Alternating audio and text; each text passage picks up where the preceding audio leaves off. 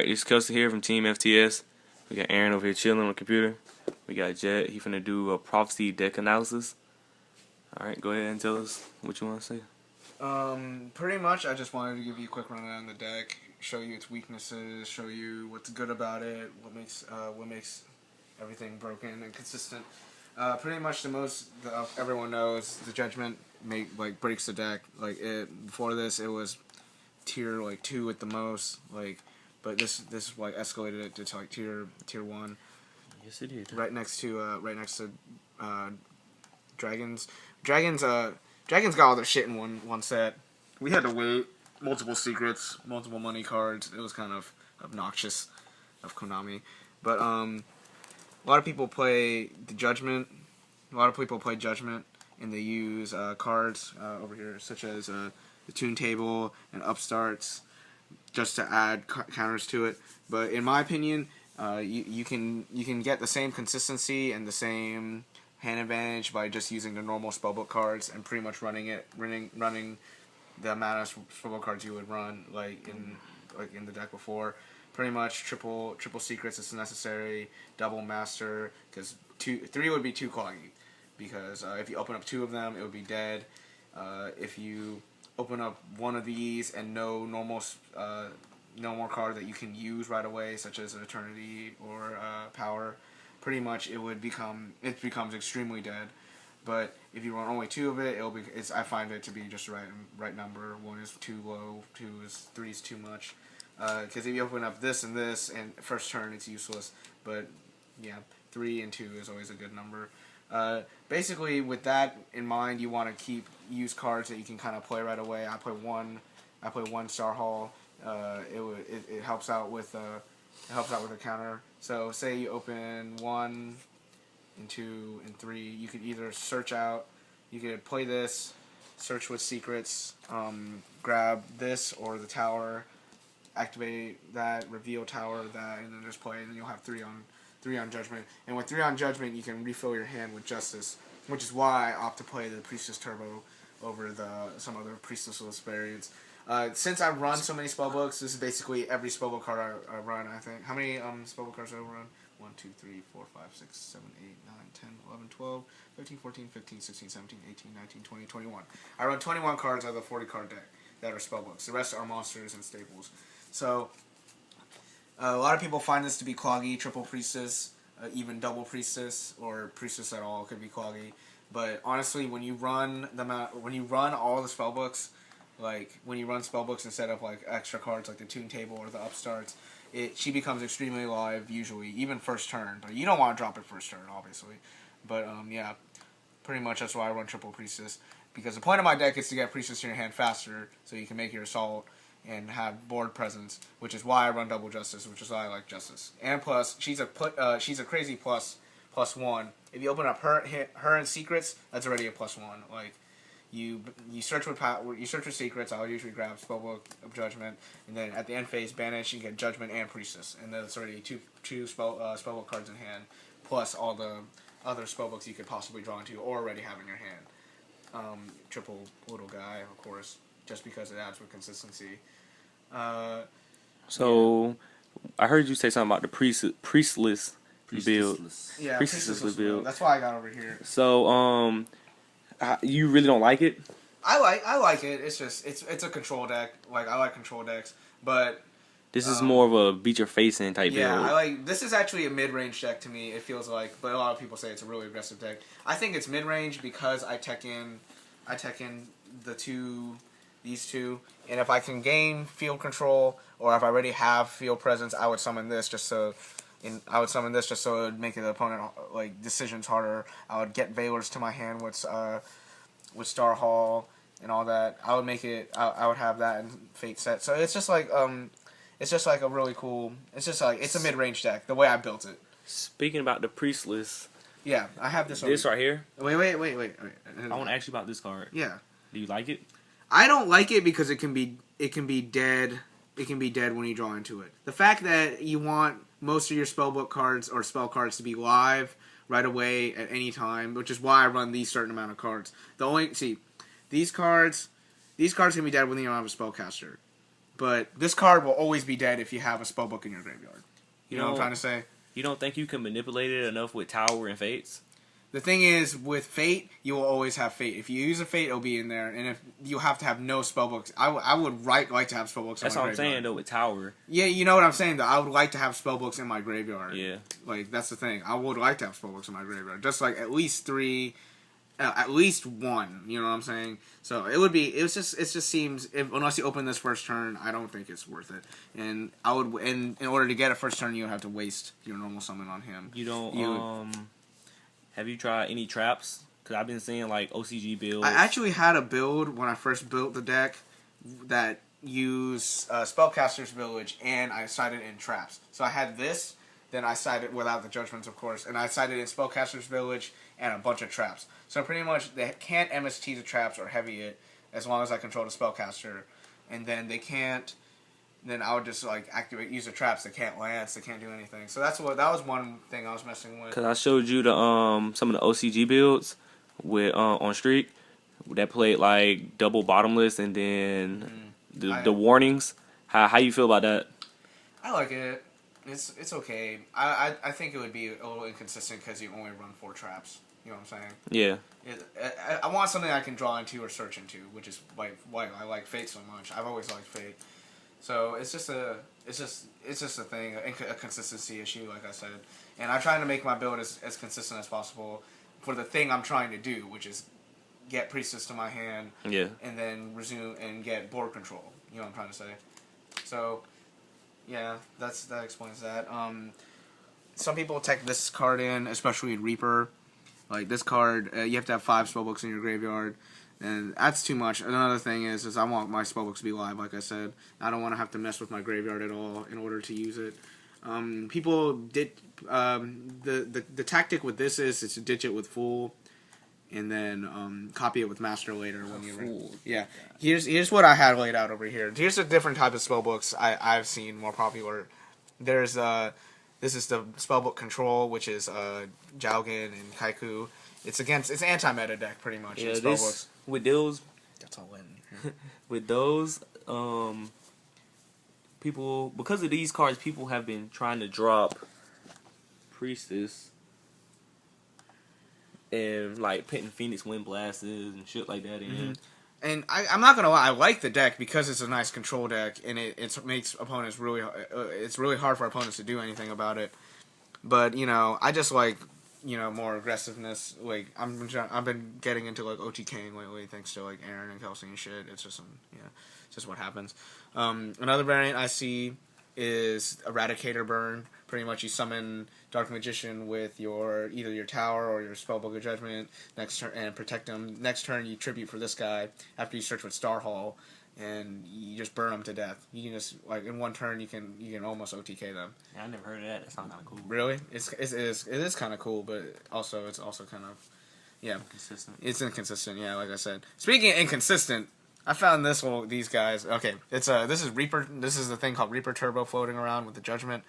I kind of don't like it due to its inconsistency.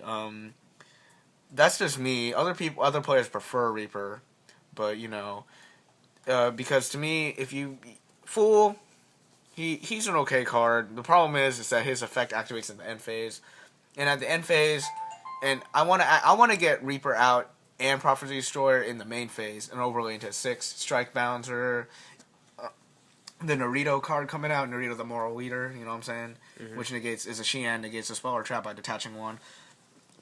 Metrical Exemplar is pretty cool. But the problem is with her is you have to have exactly 6. If you overextend and she has 8 counters or under 4 counters, you can't get Reaper out, and he has to be in your hand or the graveyard. So that's just see what I'm saying about inconsistencies. Yeah. You can see little inconsistent. What if he's not in your hand? And I would find that you would have to play Foolish Burial or some. Like a 1-for-1 just to get him in the graveyard if you draw into him. Mm-hmm. That's another thing. If you draw into Destroyer, it's a dead card in your hand. You can't do anything about it. Pretty much. Other people choose to tech in the tune tables, and it's 1, 2, 3. You can just activate right away. For a spellcaster. That's more like people that want to abuse priestess. Yeah, that's no, that's for people who want to abuse Judgment Day. Yeah, they get the priestess though, like They get priestess, but listen, you don't have your board control with fate. This doesn't fate. This doesn't. Yeah. It doesn't really feed like the point of spellbooks, which is like spellbooks. It was hype for a while, but then people realized that. Yeah, you know what I'm saying though. Yeah, It's just a card to activate, and to me that's overextending. And if you overextend with this deck, you run out of resources faster. So that's always something. Yeah, I also see people recycle the fates with power or the judgments with power. I kind of see that as pointless, even though it's a broken card in the deck. Yeah, eventually, eventually you're gonna run out of cards, and why would you want to keep recycling the card that gets the most amount of cards in your hand? So that's why I think Team Table is kind of overkill. So because you have to activate these, and if you want to put any sort of defense, you have to activate 1 secrets, and 1 fate, and then you can get your priestess, and you'll have like what 9, 10 cards in your hand, and there's nothing you can really do about it. So you have to discard, and if you discard cards, you're discarding resources, which is why when I play Judgment, I find it most consistent to play a 3-card combo. You know what I'm saying? If you play at least a 3-card combo, which is this is what usually my 3-card combo is. You get and you set a fate. That's exactly.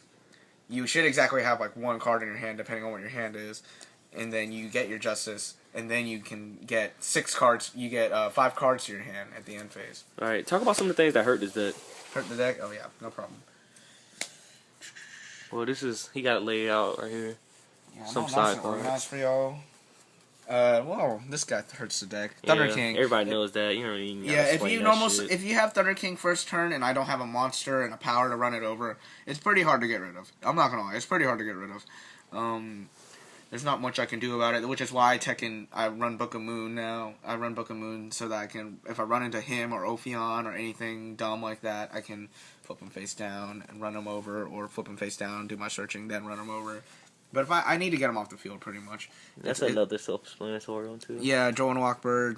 Pretty much, it stalls. It's not it doesn't stop him, but it stalls. It's pretty much. I feel like this card it's good, like, when you get it off, but I feel like it's hard to. It's kind of. I've never had it dropped on me yet, like because you side defissures, like. Yeah, I side defissure, and if you side defissure, you can't drop them.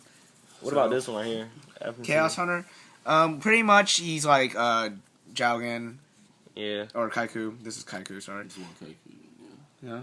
Yeah, it's like Kaiku pretty much. Kaiku's but this is a big Imperial body. Iron Wall. Yeah, Kaiku's like Imperial Iron Wall. So these cards pretty much hurt me when I'm playing against it. But she has a big body. Like, it's hard to get over her without using Priestess, you know what I'm saying?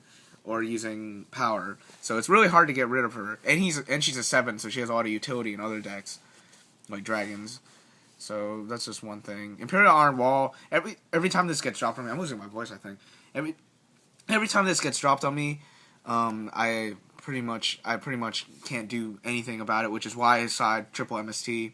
So that's just one thing you can do to it'll stop them for a while unless they have deck lockdown. It's pretty much like this. Yeah, it's pretty much done. Pretty much that. This completely stops Judgment Day in 1 card. Completely. You can't special summon from the deck. Can't add cards to your hand. So it completely stops Judgment Day. It completely stops Judgment Day. Macro, if your spellbooks are banished, there's not much you can do with Fate. Yeah.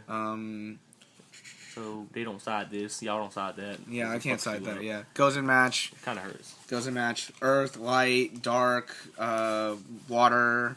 So it's hard to choose. You know what I'm saying? For goes in match. You like you did Windows, but yeah. Curse of Darkness. It's pretty much like a self-destruct. Like if they flip that on you, and you need to go off with Judgment Day, you take like 4,000 damage easily per turn. It's kind of nuts.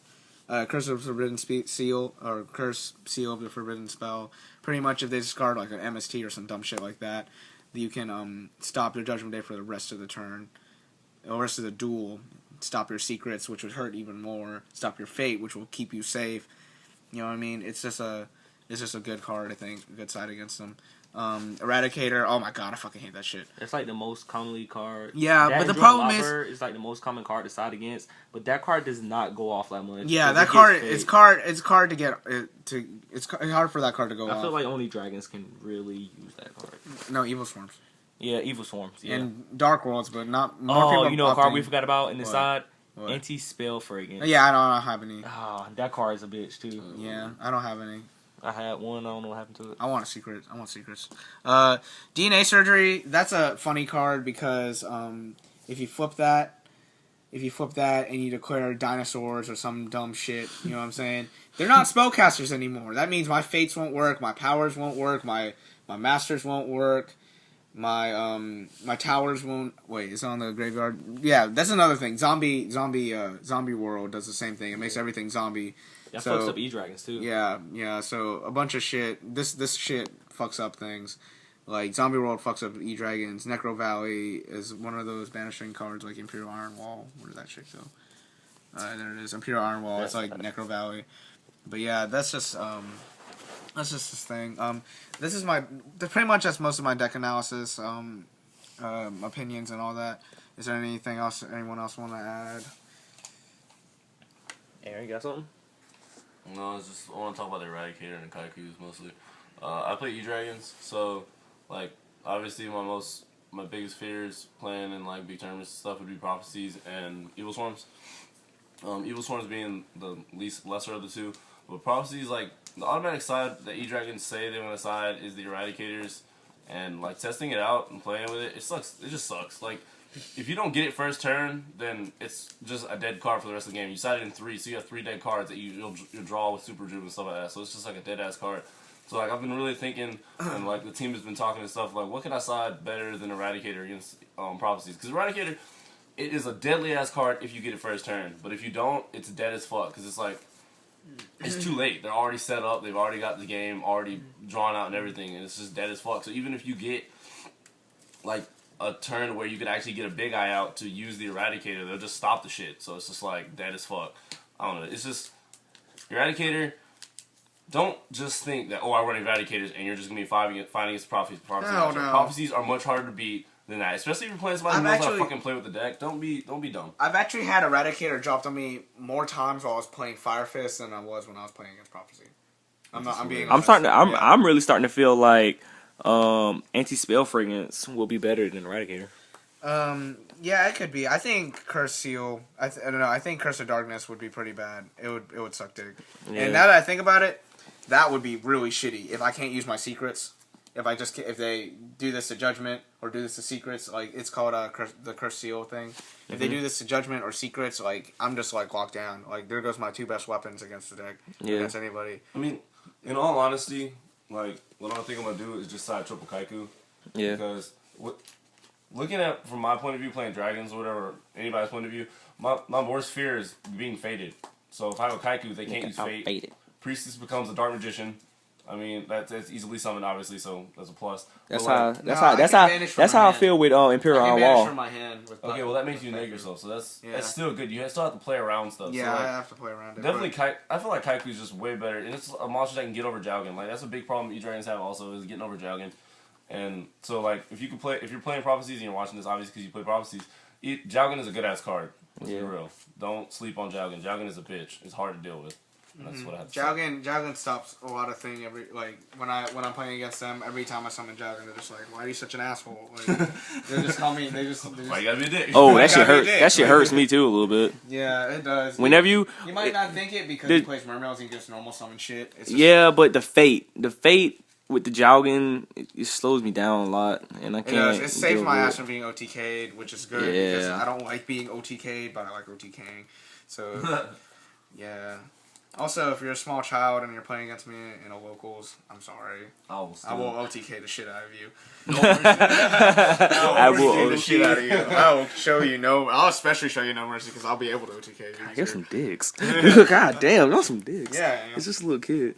I don't give a fuck. I didn't go Dragos like against a kid I played the other that one match or that one weekend. Oh fuck that! I ain't that nice. I didn't even go Dragos like I was just like. That's what I'm saying. I'm not that nice. Man, come on. He's just a little kid. He don't need to cry. Fuck that shit. Alright, go check out other videos. I shit on dreams. That's like my profession. Shitting on dreams is like my profession. Ask Ian. Oh yeah, check out our new intros. We all have these new intros. That's what I was working on. Yeah, this is why I was working on. Pretty much this is why we're doing a test, and this is a test video. But it's also this, which is also very helpful. So our test videos are helpful. Thank you, guys. All right. But we have personalized intros now for each of our video. We have like, you know, an intro for each player, not just one intro for the whole page like other pages have. So you know which video who's talking about what we play against. So help us get to personalize us better, because I feel like we just do our deck profiles and oh that's Aaron, oh that's Kelsey, oh that's Jet. You know what I'm saying? Yeah. So it'll help out. I like them. Aaron's working hard on them. They're pretty raw. If we can get them to work. They work. They work. They work. Okay, well that's our new thing. They work. I shit on dreams. Check out Ian's intro.